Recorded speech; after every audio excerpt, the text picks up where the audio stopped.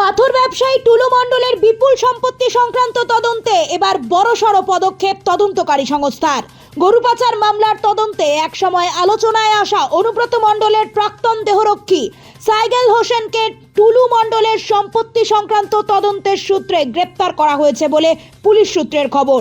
Police সূত্রের দাবি, টুলু মণ্ডলের সম্পত্তির উৎস এবং বিভিন্ন আর্থিক লেনদেনের বিষয় খতিয়ে দেখতেই তদন্তে সাইগেল হোসেনের নাম উঠে আসে। এরপর তার সঙ্গে সম্পর্কিত বিভিন্ন সম্পত্তি ও নথিপত্রের বিষয়ে তদন্ত শুরু হয়। শুক্রবার গভীর রাত থেকে শুরু হওয়া তল্লাশি অভিযান চলে রবিবার ভোর পর্যন্ত।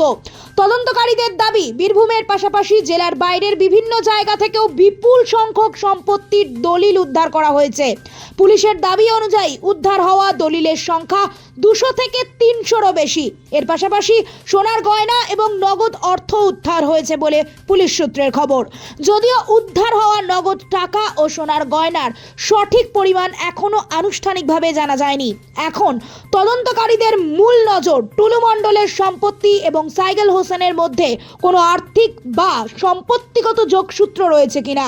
উদ্ধার হওয়া দলিল, নথি ও অন্যান্য সামগ্রী খতিয়ে দেখে সেই যোগসূত্রের সম্ভাব্য দিকগুলি যাচাই করে দেখা হচ্ছে বলে জানা গিয়েছে।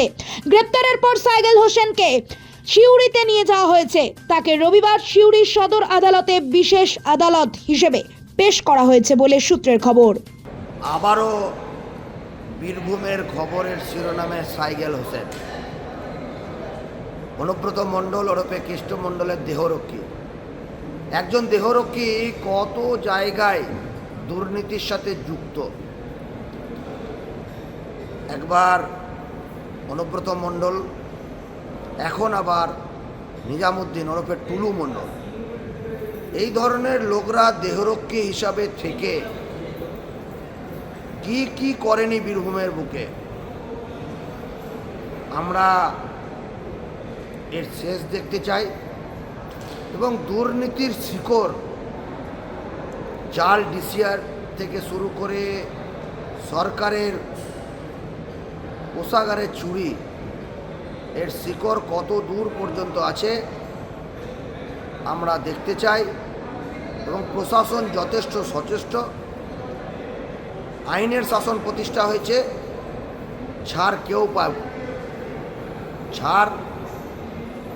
পাবে না, শুধু সময়ের অপেক্ষা। নোবেল বাংলা।